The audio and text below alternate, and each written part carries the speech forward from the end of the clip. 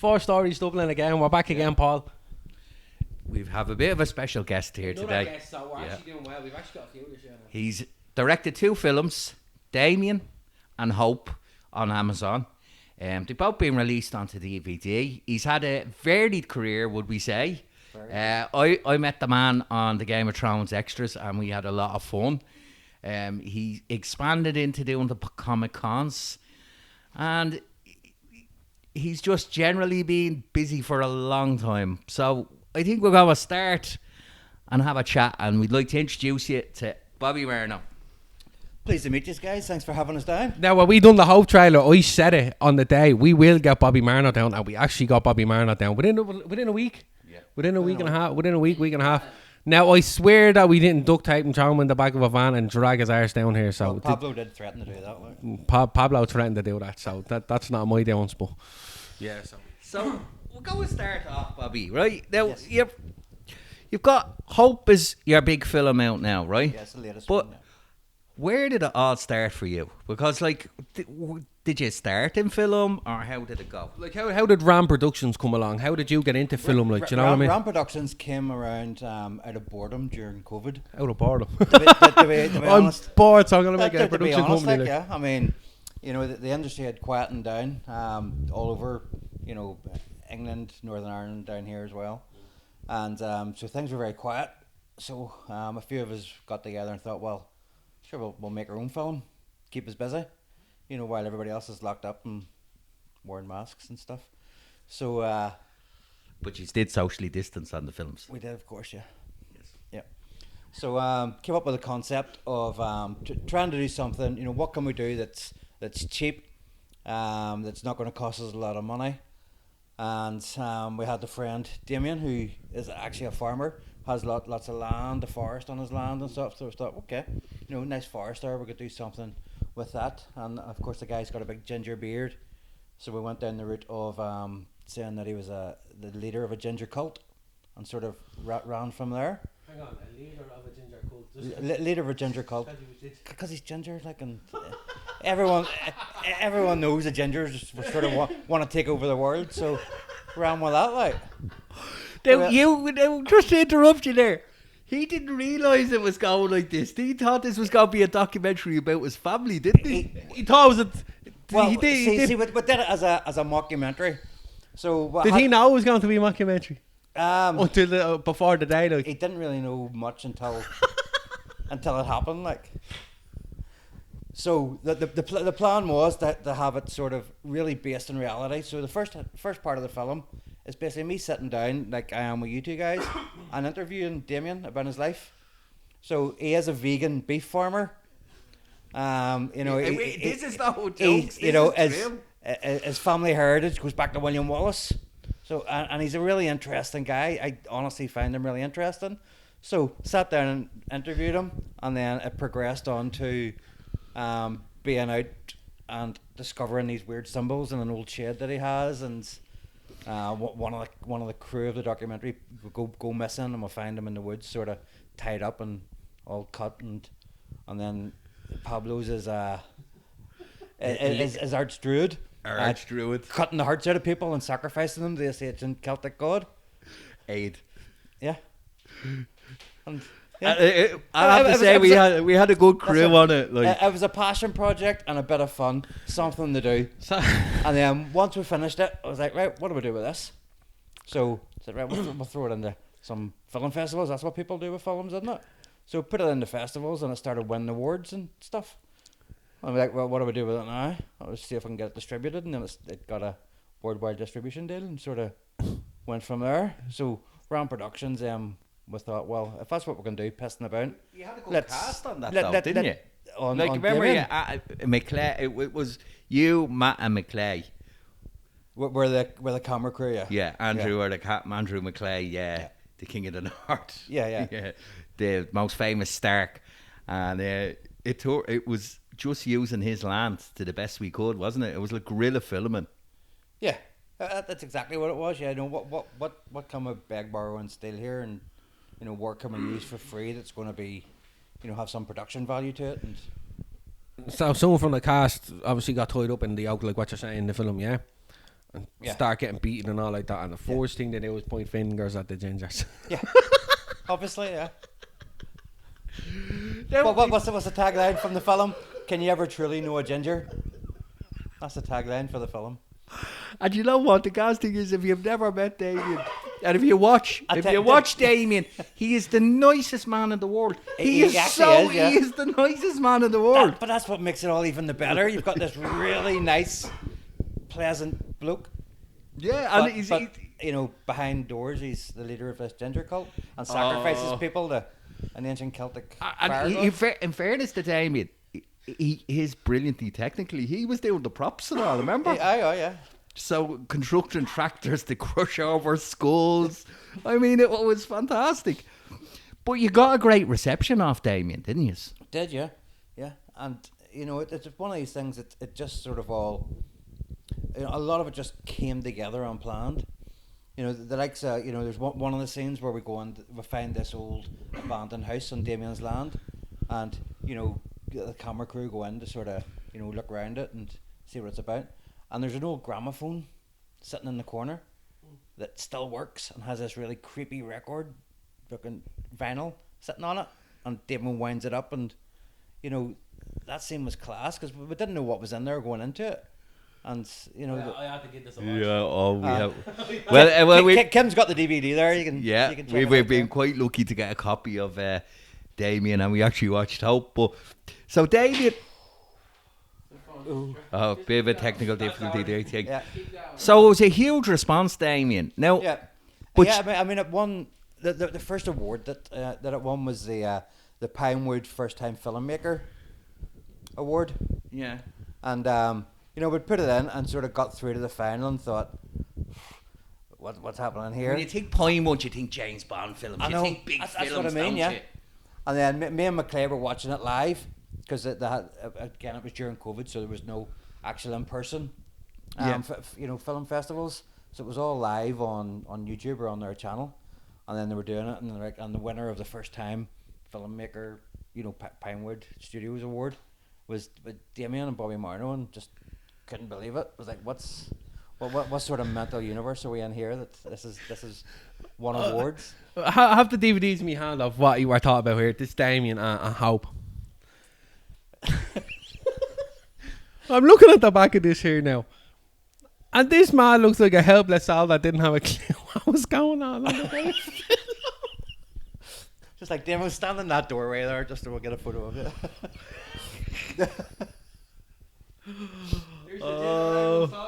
Yeah, and then we have a new film, Hope, which actually we really enjoy it. And I'm going to say something first to you, man. Congrats, because the cinematography in it was absolutely amazing. The drone shot, I think that was Damien doing the drone shots, wasn't it? Damien done the drone shots. But you know what? At times I was just like lost in them.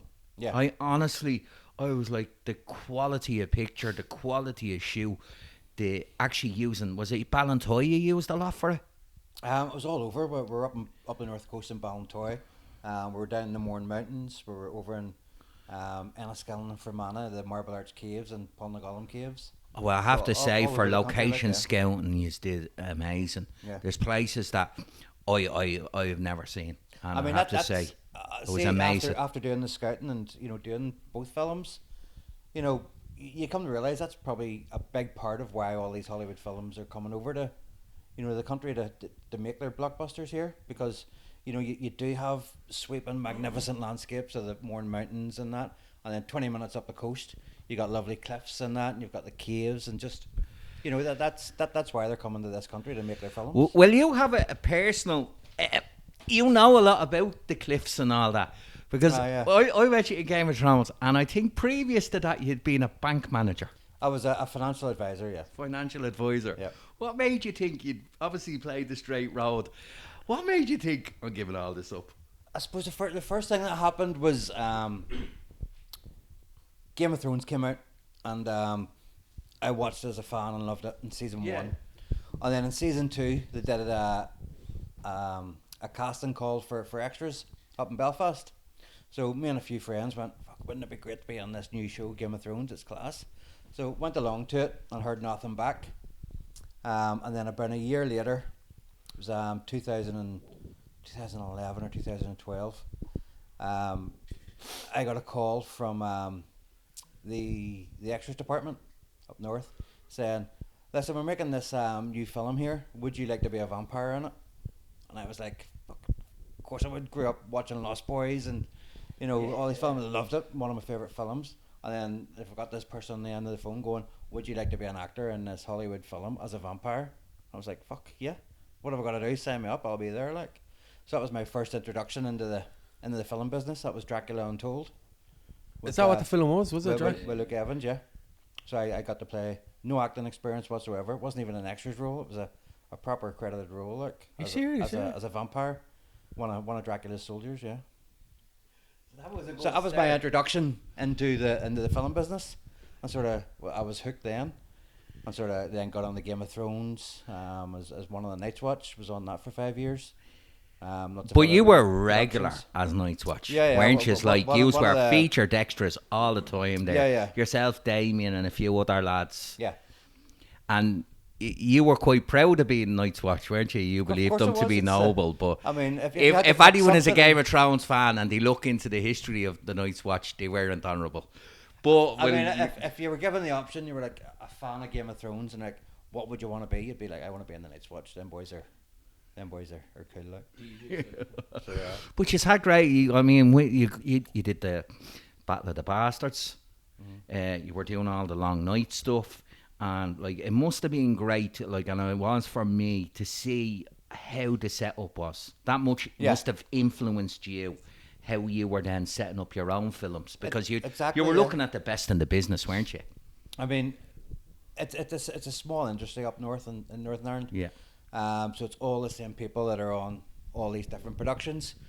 So I was working in the industry then for, would have been nearly 10 years.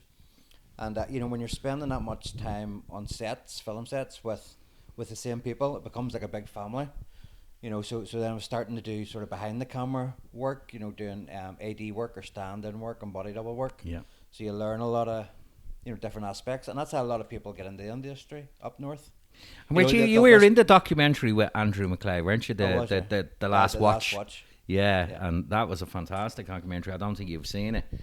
But like, and McClay literally, they covered a few actors and then McClay, because he's such a character, like, do you know what I mean? That's and honestly, that was great. Yeah, I mean, I was meant to be on The Last Watch, but they didn't agree with me views in the interview.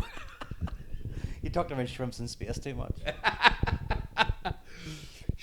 Is that the old tell me about putting shrimps in space? Shrimps in space, yeah. That's a concept that will be made one day. Like, Is that your idea? it was a joint idea. I, you know, Pablo had you had a big part in that. Like, Yes. Yeah. I'm an insane shrimp. yeah. Insane shrimp. You know, It's going to be an animation similar to Star Trek. See, when you're doing like, you know, 4 or 5 weeks of night shoots and you're working like 16, 17-hour days, you know, the sleep deprivation starts kicking in, and that's when it starts becoming a bit fun. Like, and Did you even get any sleep during that process? you were getting maybe 3 or 4 hours sleep. Early starts, long leaving, and then Yeah. with as well costume as well, and then if you were doing the long night, you were a zombie, so you were covered and you had to get all that off. But that was but then you did something interesting after that yourself. You set up a YouTube channel, The Wolf and the Crows. It did, yeah. That was so I mean, once Game of Thrones finished, we were lucky enough to be invited across to America for conventions, Comic-Con conventions, and that was an experience. You done all the Wolf and the Crows stuff, did you? Yeah. So you know, being flown across to America to all these different states and conventions to meet fans and sign autographs and get photos taken with you. And the first one we went to, everyone was asking, "Do you guys have a YouTube channel? You're on YouTube or that?" And none of us were sort of technically minded when it come to, you know, the actual cameras and stuff. Yeah. So we're like, no, we wouldn't even know where to start, guys. And then just people kept saying it to us and saying it to us and saying it to us. Then there's So like, we I best thought, off getting you this know, going. right, like. we'll try and do it and see how this goes and just learn as we went along.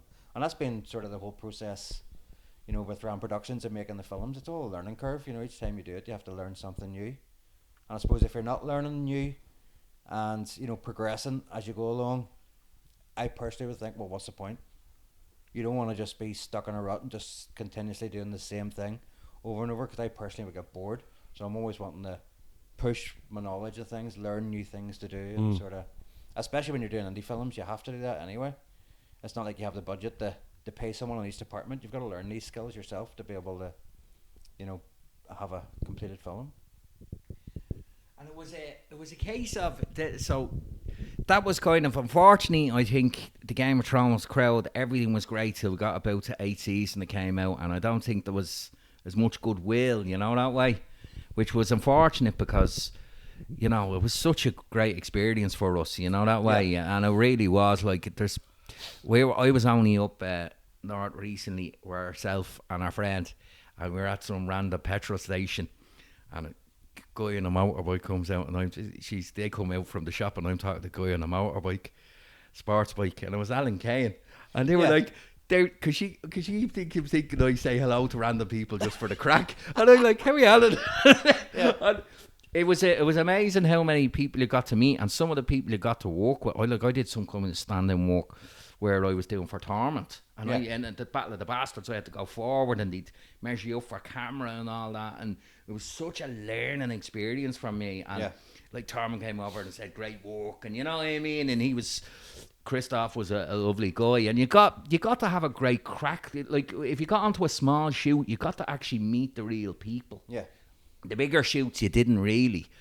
And you've done the Comic Cons, but then obviously Damien came, and then you were promoting Damien, and that went really well. And then this transmitted into Hope, which is based on a true story, isn't it?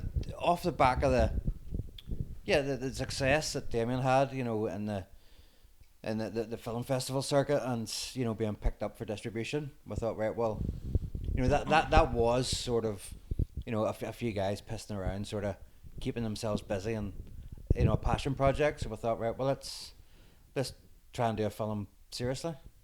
Let's try and get a bit of money behind it. Actually have a proper script to work off. Do the whole thing, correctly from start to finish, and see what we can do. And did you start out with short films at all, or did you just dive straight into doing the whole? Listen, see when I was doing Damien, the amount of people that were saying to me, "What are you doing? What do you mean you're making a feature film? You haven't even made any shorts yet." Yeah, that's some of the things some people say. You've got to do shorts first, and I am the sort of person, if someone tells me to do something, I'll say, "Fuck you, I'll do it my way." So, it is the truth. It's the truth. I mean, I wanted to make a feature film, so I just did it. That was it. But if it was something I didn't know how to do, then I learned how to do it and did it. It's what I wanted to do, so I just did what I had to do to make it. But going back to Hope, one of the things about Hope was your actual experience in another business helped with that. Cliff jumping. Again, when we were trying to come up with a concept of what we were going to do, one of the factors that we had to, work with was, a restricted budget. Yeah. What can we do for free? So the film's actually based on a true story. So our DOP, Matt, he was actually up at the cliffs that you see up there in Fairhead. In the film, he went up there completely stupidly by himself to do a bit of climbing and bouldering. Fell and tore all the tendons in his leg, and it took him over 5 hours to crawl back to his car. So that was going to film. So that's where the concept of the film came from. Yeah. It gives you a good. I don't know if you've seen the film. I can't think of the name. James Franco. Yeah, 127 hours. It gives you a good feel of that. And there's another film that's out as well. It's because the film Hope gives you a kind of mindset of a challenge going. I can't think of the name of the film. It's Too Bored. It's on Netflix. Too Bored. Go up to the highest high tower. You know what I'm on, do you? Yeah. Like, it's the equivalent of them two films, and it's very intense. Like, the film, I'll give you credit. It's very tense, and as Paul said, the drone shots and 95% of the shots in that are absolutely clash. Like, you know what I mean? Like. And for someone who obviously didn't get funding of a big budget for it, like, you still done well using the scenery as your best friend. We just used what we had at hand. Let's say you know, we had that story of Matt's as a basis to work on, and then we says, right, well, obviously we need to dramatise this. We can't just have someone crawling for fucking 5 hours across rocks and stuff. So yeah, I mean, going back to what you were saying earlier about the financial advising job, you know, when I got into doing the films, it was great, but obviously, you know, acting or extra work doesn't pay you regularly, so I needed something else to do, and sort of managed to fall. The kids took me up the north coast to do coasteering one summer around that time, so I went up and paid this guy to throw us off cliffs into the sea. I thought, fuck, this is class. How do you get a job doing this? And he happened to be looking for someone. And then about 2 years after that, I bought the company off him and started running it. So He does, yeah. Bought the company, like. Over the summer, I was able to get paid for throwing people off cliffs. And then the rest of the year, that gave me enough money. The rest of the year, I could sort of piss about and do extra work and that, like, yeah. Are you really Bruce Wayne at the end of the day now? Are you just going out and buying places? You know? Oh, how did you get the house back up? Oh, I bought the bank. It's another moment like that. Like. But that's something you got onto. You got a name for yourself doing that. Your company is doing very well. You were actually featured in the Channel 4 documentary, weren't you? The travel program. The one with Siobhán, what do you call her, from Derry Girls. Derry Girls, the nun. The Siobhán, nun. You had her jumping off rocks. What's her last name? Siobhán. Shit. Can't think of her second It's surname. not McNally, is it? Siobhán. No, it's the nun from Derry Girls. Yeah. Very funny woman, like, yeah. Yeah, she did a travel show. But I mean, Up north, yeah. We've had a few. We had a German documentary team out with us as well. They do like the German equivalent of Blue Planet. No way. So they were out with us 2 years ago and did this big piece. And actually, you know, they had that much crack with us. They then came back to the studio, and once they heard that we were making films as well, they came back to the studio and did a piece on that for German TV as well. So, so that was. So you're big in Germany. I was good. Good sort of publicity for it as well. Oh, dead right. And that's but great. that then gives us the ability, because I know the course up there in the coastline at the back of my hand. Yeah. You know, there's really dramatic parts in the film where she's being tossed around my water, which may look mental to anybody else watching it, but you know, from experience for doing it for, you know, 10, 11 years, I know exactly if I put somebody into the water when it's rough at this point, they're only going to go to this point and it's completely safe. So a new word we could use whilst it still looked dramatic, which obviously hopefully came across as looking good on camera. And we'll have that down. We'll have the company down all in the social media and all, and all the Instagrams, because it's some experience. We'll not put that in because I sold the company there at the start of the year, so I could concentrate on the films. Did you? So I'm not doing the coasteering anymore. No. Finished up. Well, I'm enjoying doing this. So. Oh, that's great. Yeah, well, you're moved on. You know. You felt what you could do. Let's give it a year or two. You know, concentrate on doing it full time and actually make a go at it and see if I can actually make a living off making films, which would be the dream. But you know, I didn't want to sort of look back in 2 years' time and go, well, you know, I could have tried harder, or could have done this, or could have spent more time at it. So I made the choice to sort of stop doing the coasteering and concentrate full time on the films. So I was lucky to get up there with you and get off the side. Now I didn't feel lucky at the time, I'll be honest. It is an amazing experience, and I'll be honest with you, whatever doubts you have in your head are kind of finished when you get to fall to the bottom, like, and you've all the safety gear and all. That was quite an experience. So Hope's been on Amazon Prime there. Hope's now on for rent. It's for on rent. Amazon. It's on a Tubi. channel called Hoopla, yeah. I believe it was on Tubi. It came off due to the distributor. It's due to go back on again, as well as a few other channels, and then the DVD will be out before Christmas. You were saying to me that one thing about films now is, and it was something I wasn't aware of, that there is actually people that still want films on DVD. They want a physical copy. DVDs are still really big in America, which is a massive market. Yeah. I still have DVDs. Yeah. My family tells me, no, DVDs are useless. But I think, no, DVDs are useful. There's a market, especially in the horror genre as well. You know, horror fans like their DVDs. So we're gonna like, see, we're on the topic here of Hope, like, right? Yeah. when you were making the film, talk us a bit through it. Like, how difficult was it? Like, do you know what I mean? You obviously, as you said, you obviously didn't have a big budget whatsoever. No. So did that kind of worry you a little bit when you were going to do this film? It did, yeah. I mean, there's a lot. We did do it right, as in terms of everything was planned and pre-planned and double planned and checked. You know, for each aspect of the filming, but you know, problems always pop up. I wouldn't say that I'm a perfectionist, but if I want to do something a particular way, If you have a vision of it, you know what way you're just going. That's what I want to do, you know. But there was a good number of times where it just wasn't possible due to factors that were outside of our control, which was very frustrating.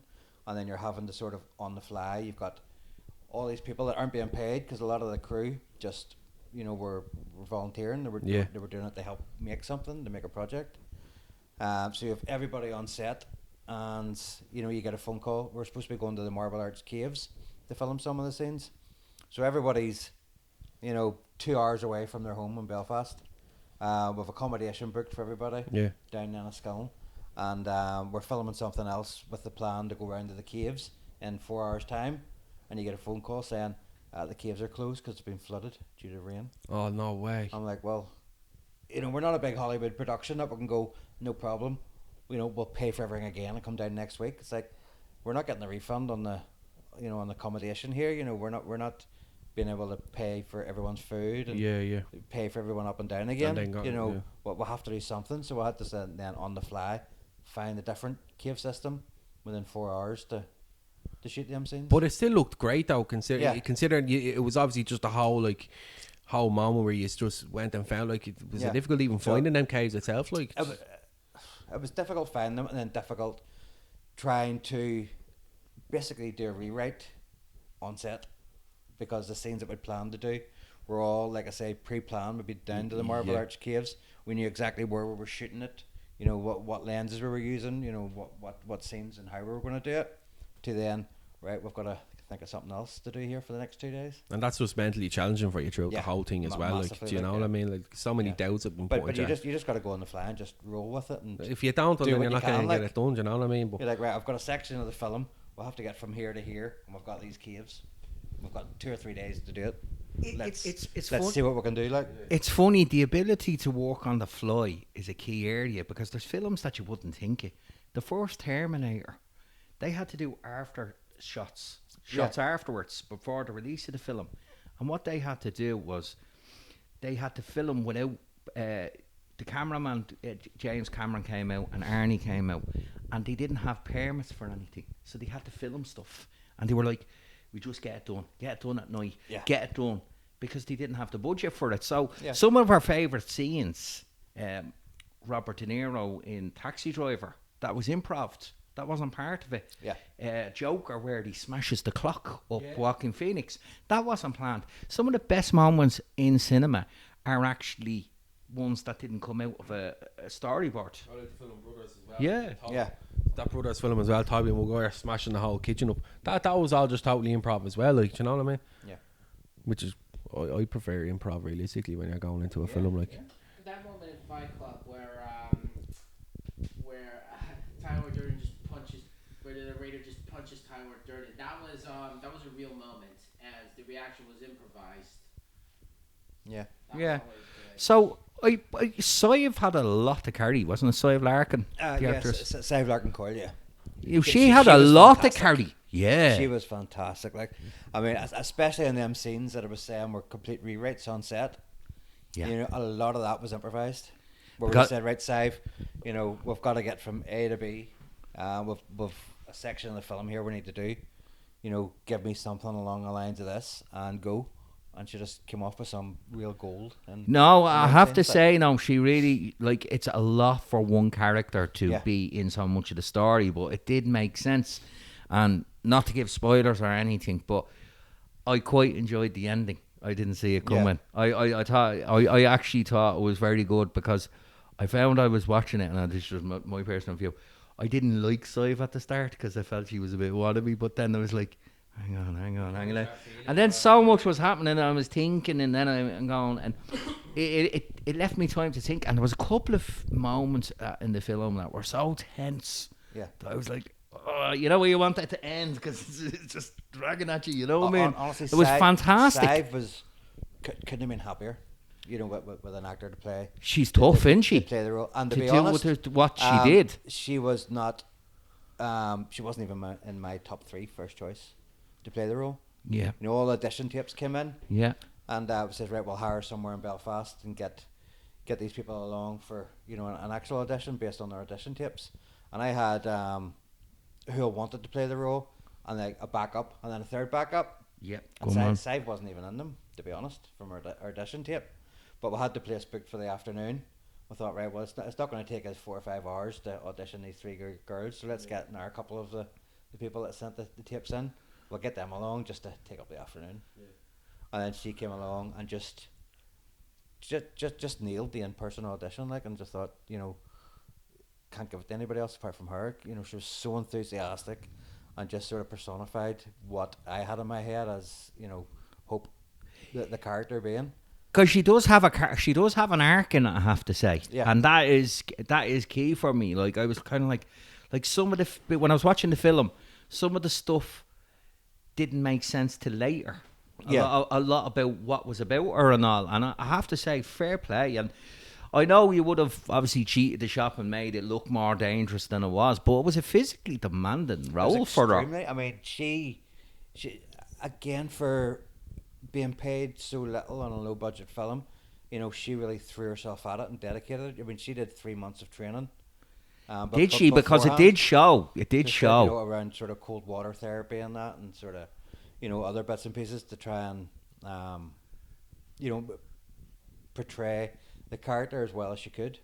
Yeah, and actually, when I was watching it, like the characters as a vlogger, and one of the things I've always said is actually the thing about is, it's amazing how somebody has this life on the camera to the audience. Do you know what I mean? TikTokers or whatever. But what their life actually feels like in the back, and the forced positivity, and you know, and in the whole thing. But I have to say now, some of the shots were absolutely amazing. But during your time in the Comic-Con, you worked hard to make contacts, didn't you? You know, it is an industry of who you know and not what you know. I mean, it really is. I mean, you can go to university or whatever and get, you know, degrees and qualifications and training, which is all good. But if you don't know anybody, you're not getting into the industry. You're not. That's the most important thing. See up north, the amount of people that start off as extras on a set, yes, and then go, you know, I'd fancy doing camera work, and they speak to the camera people and get on as a trainee, or fancy doing lighting, and they'll speak to the people because they're there with them every day, and then they'll get on as a trainee. Well, makeup, you know, VFX, everything. Well, you know, so many people get in the industry that way. There's a thing that started, right, and there's 2 things that would actually start, and you wouldn't believe me now on this one. The Teenage Mutant Ninja Turtles and Braveheart, right? They both kicked off different things. Because of the Teenage Mutant Ninja Turtles, they needed to make animations. They needed to train up animators. Ballyfermot College at the time started setting up an animation school. And since that, some of the animation that's come out of there is been unbelievable. And the other one was Braveheart, because they used a load of FCA guys and loads of local people and people that could handle animals. Yep. And it started them off in the industry. And it's since then, it's been going strength to strength. Like, I've been looking at some of the Irish films coming up lately, and they're really good, like. Yeah. And then we've got, see, Dublin Crust was out recently, and that was in the cinema. It's had a limited run. But like, to actually get your film into a cinema now, like, years ago you wouldn't have that. Like, it had to be Disney, it had to be Marvel, it had to be 20th Century Fox. That was it. So it's great to see people in the industry, and the people I see usually in the industry that are really fighting for are not the people from the money. They're not the people from the background. They're the people working their way up. And I have to give it to you. These are doing a great job, like, you know. In the sort of section of the film industry, you gotta love what you're doing and do it because you enjoy doing it, not because you want to make money. So you can't. I mean, there's it's been such an eye opener. Going through the process of 2 films. Myself, I mean, it's a minefield out there if you're trying to get a film out. There's so many. But it's not just There's about so many making the film, is it? I mean, making the film is only like part one. The market is the biggest part. The market, see distribution. Yeah, it's true. For indie filmmakers, it is. I suppose it's something that you don't really come across or hear about until you're trying to do it. But 99.99% of distributors out there simply want to rape an indie film producer. Well, of course. They really do. And they will literally just take your film and go, fuck you. You're not getting it back. We're keeping all the money. Yeah, like literally, like you could make an absolute fantastic Hollywood style blockbuster film, like, and I suppose it's something that's it's not addressed and it's not talked about outside of, unless you come across it yourself, because I suppose the bigger boys in the industry, it's not going to benefit them to make it easier for indie film producers to come along. But there's a kind of theory though, no if you get regulation or policing or anything about it, and you could set up a film distribution company tomorrow and stick an advert on Facebook and get a load of people to send you their film, and then take it off them and make money off it. And there's also the thing with independent films that, like, we have Netflix, we have Amazon, we have the Disney Channel, and all these streaming services. Yeah. But just because your film is on Netflix doesn't mean you're making huge money off it, or Amazon. No. That's one of the. It is one of the aspects of why this strike's going on at the moment. Yes, So it is, we did a video about that. Even if you do put a lot of money into it, it's only a small. By the time all these people get their fingers into the pie, you're left with as an indie filmmaker with just the crumbs after it. But you've got to do all the work. You've got to make the film. You've got to, put it all together and produce it and film it and edit it and put it out there and pay for the marketing for someone else to go, I'll have a big piece of that. I remember when Bobby was there now doing this, and he said, I was talking to Andrew McClay and all that, and then we said, you want to hear what that maniac Bobby Marno's at now? And I said, watch, he will do it. You know what I mean? I had total belief in you. See, with the distributors, the reason it's so easy for them to do it is that they know that indie film producers have scraped and did everything they could to get the money together to make this film and spent their last penny on it. So if they steal your film, the only option you have is to get some sort of lawyer involved, which is going to cost you big money. Yeah. And then you're getting known in the industry for they know that, again, the vast majority of indie film producers won't have the means or the funds or that to take them to court to try and do anything about it. But there's also, if you take legal action against somebody, they kind of mark, I don't know if I want to work with that person then. You know what I mean? That has an effect on it as well. It's the cost involved with doing that, as a one or two man small production company, trying to get a lawyer involved to take on this distributor who, has been doing this for decades, the independent filmmakers, just stealing the money off them. Yeah, well, the early record labels were the same. Like, there was guys signed all the black artists and would write their names out, and you know what I mean, and get the writers' credits on it. I mean, Sadhbh Hope, I went to about 2 weeks ago. I went to a distribution channel to get it put on. Yeah. Went through the QC report and got an email back saying, sorry, there's another company already has this film out. They registered it with us about a month ago. What? And I was like, it's my film, how are you saying that I don't have the rights to distribute my film as the producer and the writer and the director and the owner of the production company? You're telling me that somebody else a month ago has approached you to distribute this film and sell this film? So we're at the minute we're going through dispute with them, trying to prove that it's my film and not this other company's film. Yeah. That's what I mean. It's the people don't realise. They believe it's all this art and it's this and it's getting it done. Make a They film don't and that's it. make a film. That's it. And they don't realise the business end of it is quite cutthroat. You know what I mean? Massively. But you do have plans, though, don't you? You future plans. What for? For world future, domination with Gingers, or? more films, I would believe, wouldn't you? Yeah, I mean, our next project is a, how would I describe it? A period ghost horror film. Oh. That we've written, again based on the concept's based on a true story. Really? So it is, yeah.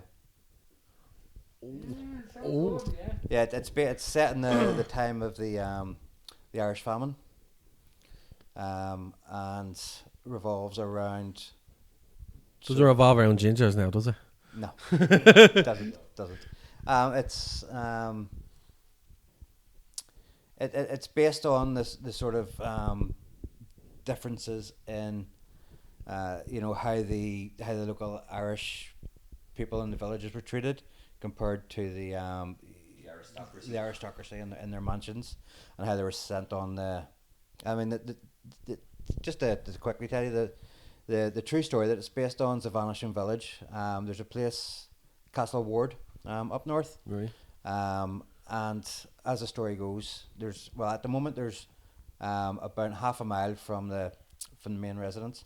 There's a place called Audley's Castle, which is just like a watchtower. But there's historical evidence that there was a little village called Audley's Town, and as the story goes, the aristocracy in the village, or in the manor house, the lady of the house didn't like looking out her window and seeing this village full of commoners. It spoilt their view. So she arranged for them all to go on a ship to Boston. During the famine, that was pretty common. People were being shipped off to America. But then the ship never actually arrived in Boston. And there's documentation to show that it did a few days later show up in the south of England. But 250 odd villagers just went missing. So they reckon that they were taken out into the Irish Sea and just thrown overboard. The bricks then from Audley's Town village were then dismantled and used to build the walls which are currently around the estate of Castle Ward.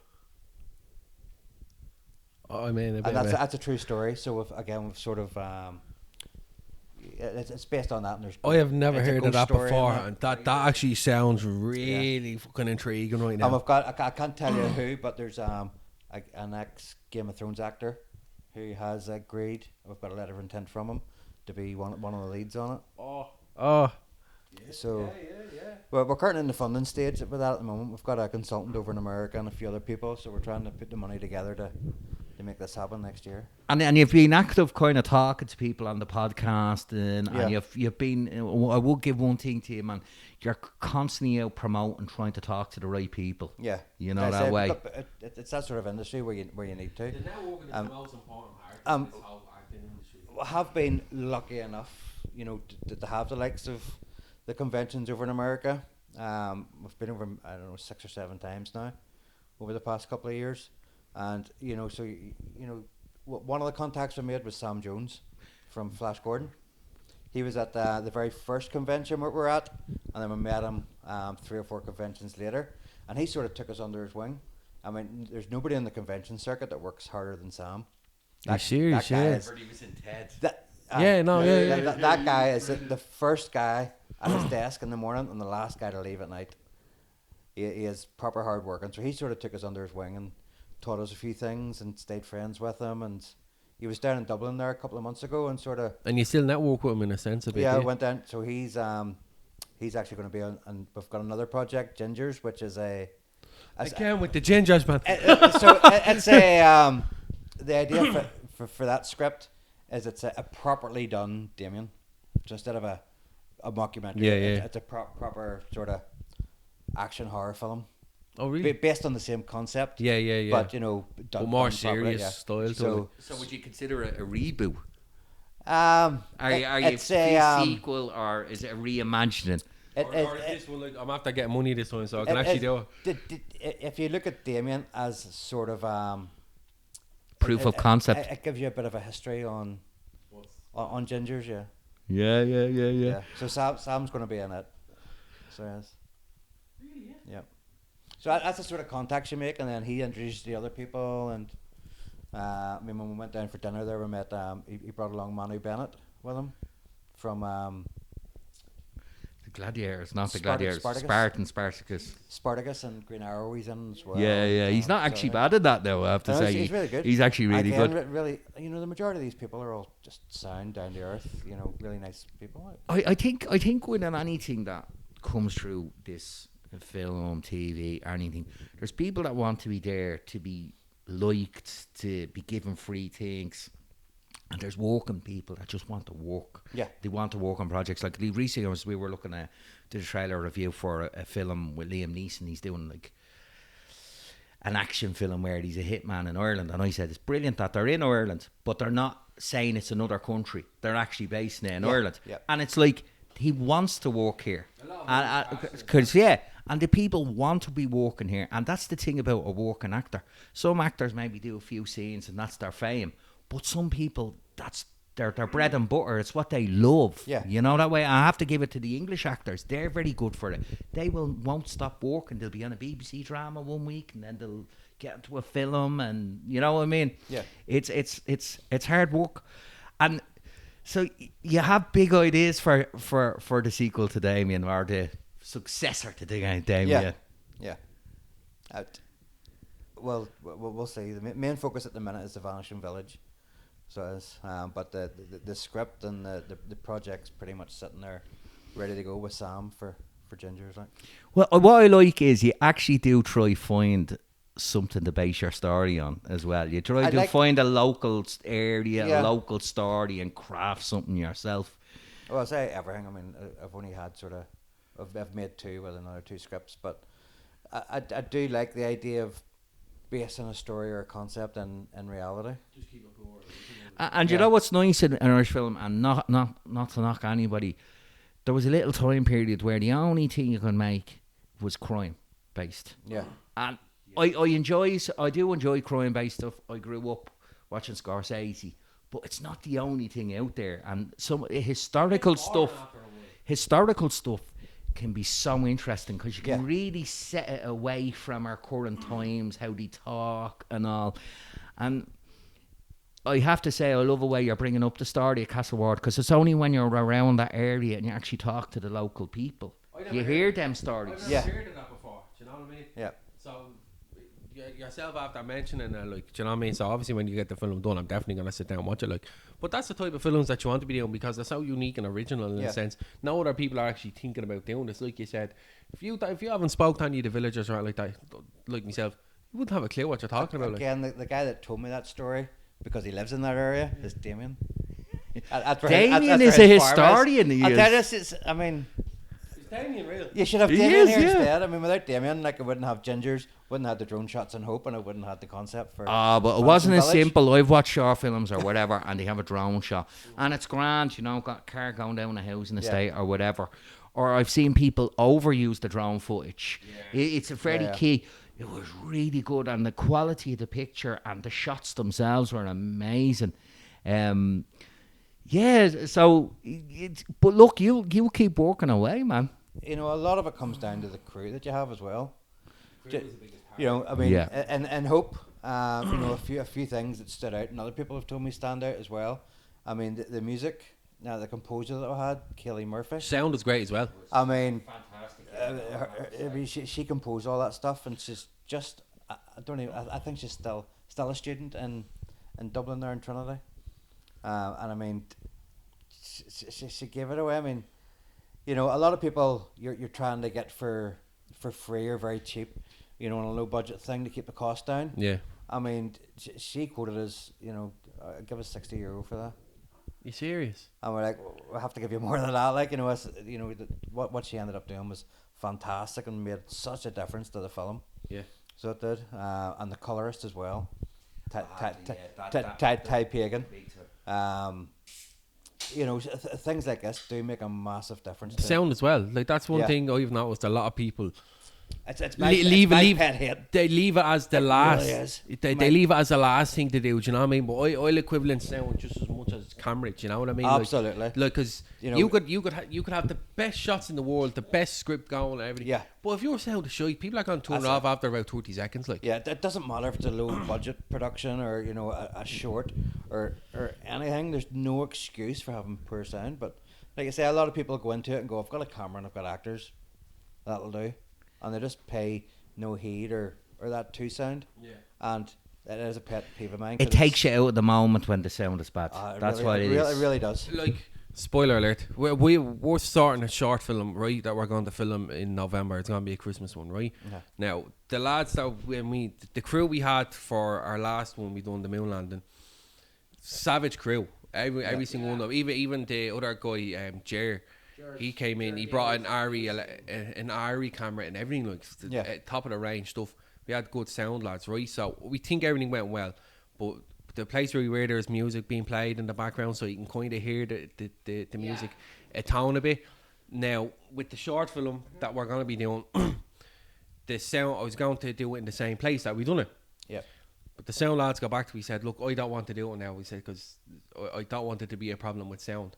Now, I have everything else is sorted, camera-wise, everything else. But the two sound lads turned around and said, oh, look, we're not going to bother anymore. Like, so I said, what's the problem? Oh, well, look, you need sound. People always leave sound out. They keep forgetting on it. You know what I mean? I said, well, look, to me, sound is just as important as everything else. Yeah. If you don't have your sound right, people aren't going to listen to it. So obviously it's a big change of venue and all like that. But like you said, if you have a great crew around you, like, do you know what I mean? It's going to be great. And Like, it makes the day easier as well. And I tell you what, if you're going to have a good all-round finished product, you know, I would say there's no one department or one job that's more important to the other. You know, the cameraman, sound, acting, you know, whatever it may be. Even costume. And even in a modern thing. There's a reason they've got the jobs. There's a reason that job exists.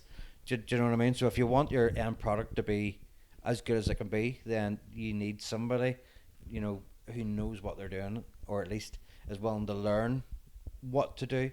And then departments, you know, you shouldn't be making something and going, we don't need somebody in that department, we don't need that department, but don't need to worry about that. They're there for a reason. Well, there's an interesting thing. Do it yourself if you can't, but don't. There's an interesting sorta thing exploit where, it. you know, like, let's say you've had to go with this and you've had to go with this. When someone does the job, then you have an appreciation. And I know, it sounds like it's not filmmaking, but your man Jurgen Klopp was the same. When he started out in a club, he was doing everything. So when he now talks to someone that's fulfilling that role, he knows what they're talking about. Yeah. He understands the scenario, and he can talk to them. And it's as I said, it's to get the costume right, to have the setting. Like if you're 1992 in Belfast, it has to be certain clothes, doesn't it?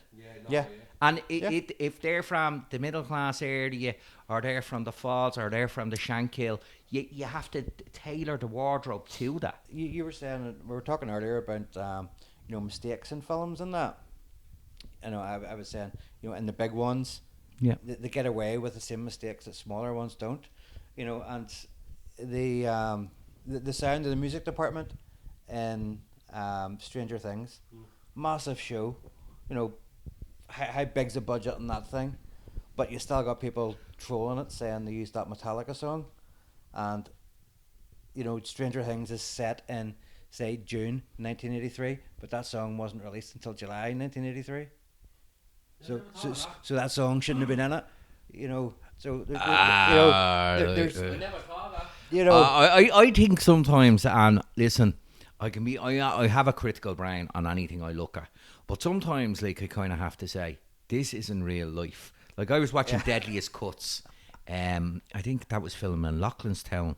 Yeah, and there was like the chipper, man. I had a bag of chips in there. World famous, that place. Yeah, it was amazing. And a batter burger, right? right. But when I was watching that, like, you could see things like, but people were saying, but like, you go, it's a version of reality. I think you have the thing is, you have to set up the rules of that universe, and then you're okay. But like, I think the idea of like everything has to be exact, as in they have to play around like an artistic license. You know what I mean? As you said, Matt's story became something completely different. Yep. But that I always think is the good basis of a good story, that you start from a point and then it goes somewhere else. You know, that way. Yeah. And it's That's interesting. the way I like to do it. Yeah. And what like has been your influences? Because you're a big man for the horror. You reckon there's a market for horror, and I'm even looking at it like I might be pronouncing it Blunthouse, isn't it? And producer Blumhouse, yeah. Yeah, like people used to laugh at them making films, Yeah. and now the studios are going, "What do you have? What do you have?" To them, I mean, Whiplash and Get Out. yeah. I Yeah. mean, from a production company's point of view, they are, technically the cheapest to make. With the potential of making the most money, with a ratio of how much was put into it. Do you know what I mean?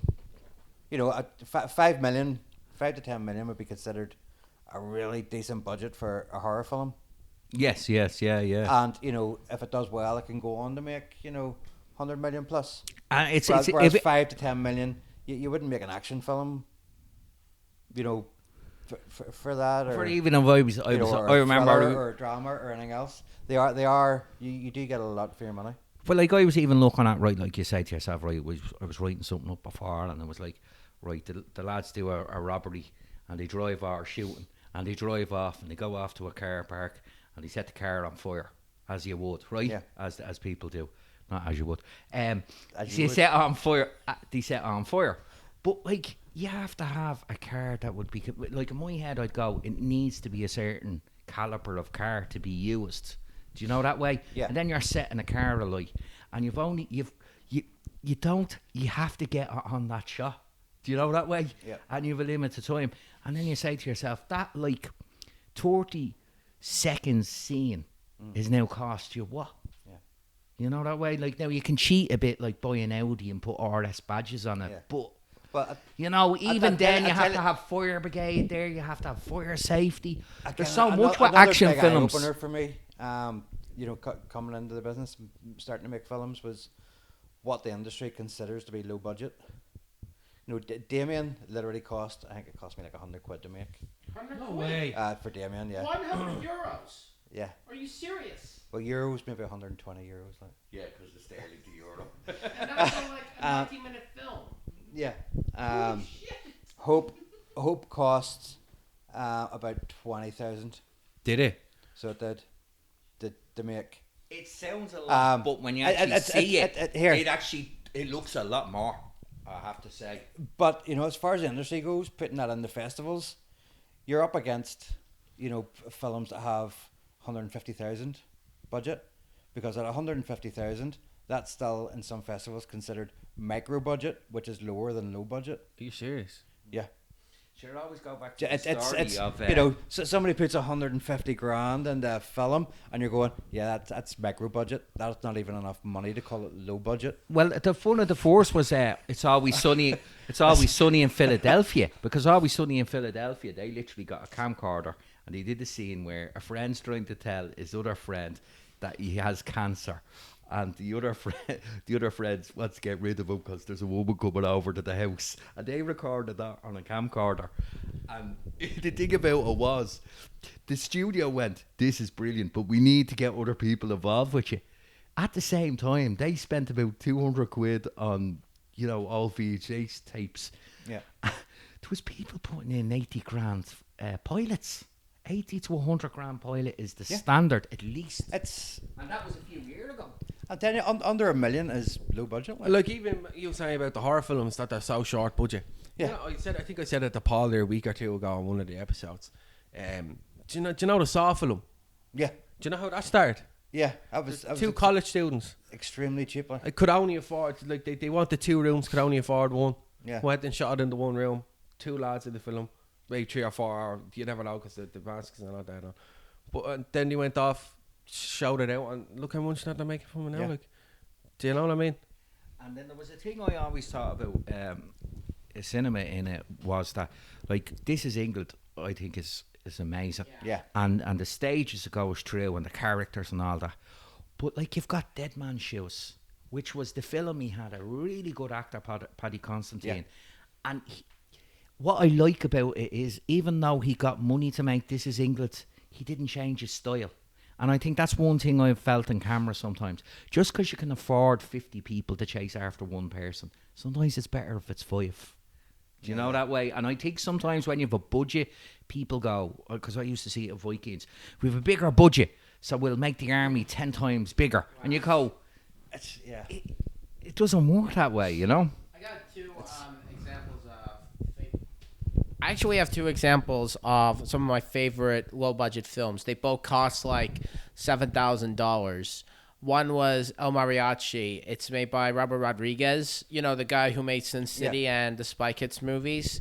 He started his movie with that. It was just him and an Ariflex 16mm camera, and it was just him messing around in the streets of Mexico, and that somehow created an 81-minute feature film, and that became a huge success. The other one was Following. It cost like £6,000 in the United Kingdom. It started the career of Christopher Nolan, who we now consider a hugely influential filmmaker. Yeah, one of the best. No, the best. Yeah. Yeah. But like the thing about low budget films like these is that they're great starting grounds for developing your style and your process. And when you send them out off to the world, you're basically trying to show people what you can offer with your kind of style and your kind of process. And you'll never know where it might lead you. Will you be able to have the success that Nolan and Rodriguez had? But it's really exciting like that, because those are where they start at. I'll leave the microphone back to you. I mean, there's so many minefields, and trying to make films these days. You know, even when it comes to trying to get funding, you know, depending on which organization you go to for funding. But I mean, you could go, right, technically I could make this film for X amount of money, but because I'm going to this company to ask them for that amount of money, this company has a stipulation that everyone has to be paid, Union rates. Yeah, rates for the union, which then goes, instead of paying someone who would be more than happy, a sound guy, 250 quid a day, you'd have a line of people queuing up to do the job for 250 quid a day, but because you're approaching this company, they're 550 quid a day. Yeah, and then even catering becomes a thing, doesn't it? Minimum, union rate. Yeah. So, something that you could do for $500,000, if you're wanting this company to fund it, then it's going to cost you 2 or 3 million, because you're having to pay everybody so much more. Proper rates, yeah. And then, don't even get me started on box ticking that you've got to do these days as well. I mean, isn't there softwares that you have to run through your script now? I mean, there's AI software that's coming out. There's a company, Largo, that we've used. Do you trust it? Now, this is separate. This is it doesn't write the story. This is on the production side of things, so it's more an analytical one. But I mean, I can't remember. I think it was one of Miles Mickelson's latest films. I think it was him. I seen an interview on the other day, and it was getting like so criticised and drawn through the coals, because it was set in somewhere like Finland in the 1700s, and they were like, why is all the cast white? Like, well, because it's set in Finland in the 1700s. That's why all the cast are white. My latest one, the Vanishing Village that we're trying to get made, it's set in Ireland in the mid-1850s. Yeah. Cannot have an all white cast. It can't. If I want to get funding for it, I'll be taken seriously and go anywhere with this. I cannot have an all white Irish cast. It just can't. It doesn't tick the boxes. Therefore, it won't get looked at. it's not diverse enough. And there's an issue as well. I've talked to people, and we won't name the boards or anything like fucking, this. Honestly, it's mental. But I've heard of film boards as such up north, down here, the whole lot, and they'll add your name after the film is a success, but they won't give you the prior money. Do you know that way? Yep. At the end, you see sometimes the credits, and you go, "Oh, they must have been behind it." You're like, no. Yeah. Well, they stuck their name in at the end. I'll not name any, but yeah, there are a few companies that won't say no, I won't fund this. They'll say, maybe, you know, when are you filming it? Let me know, like when you're halfway through filming it and you've got all the money already, and then we'll let you know, and then we'll maybe give you a couple of 100,000, and then our name will be on it. So we're gonna have a few fun questions here now. I was thinking, Ooh. if you could get anyone alive or dead to be in one of your films, who would it be and why? Who would it be and why?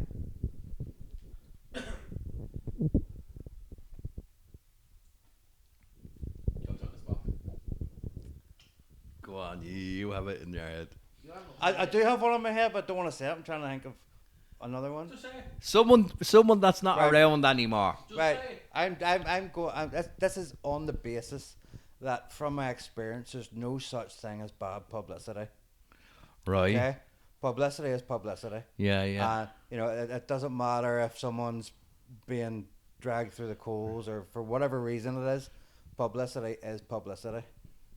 So Go on. Like maybe your response.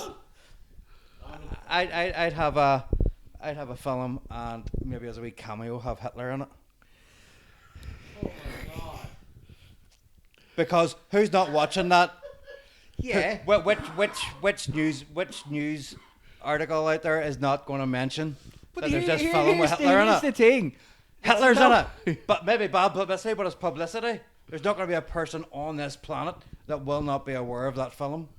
Yeah, would you put Hitler in drag or something, or maybe you do something? Would you mess him up? No, but actually that was that not what Peter the Rabbit film was about? Your man Taiki Waititi did. Remember he did? seen Do you remember the film? Do you remember Saving Ralph. what? It was Saving Ralph. Yeah, no, Nobody's not going to hear about it, but do you know what I mean? Jojo Rabbit. Jojo Rabbit. Just a And wee that was cameo, done not- from not- a not comedy not perspective. a lead role, just a wee cameo in the background somewhere, and then everyone's going to hear about this film. The only reason Waititi played that dictator was because he thought no one else was going to play it. So he just thought, fuck it, I'm going to do it myself. Because it would be completely awkward to ask people, hey, do you want to play that man in a movie? That's the thing. And then the other question I'd ask is, right, so let's say someone's starting now. They feel they haven't got a clue. Yes. What's your advice for them to get in and, let's say, make a film, do something? What would you suggest? Just do it. Just do it. Just do it. Work with friends. Work with. If you don't know how to do something, YouTube it. Yeah. You know, go on to YouTube. Spend the day, spend the week watching YouTube videos on how to do something. Practice doing it, and then do it.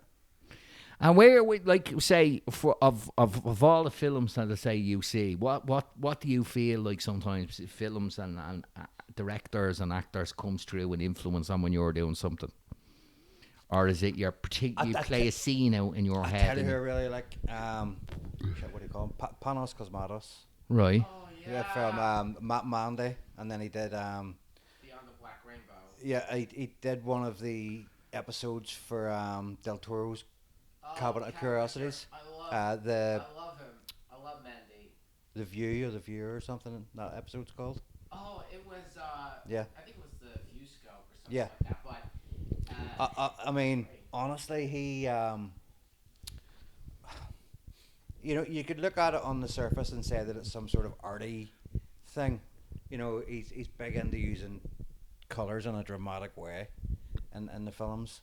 But I think it's genius what he does. It really is like phenomenal. Like how he just sort of, you know, brings it all together.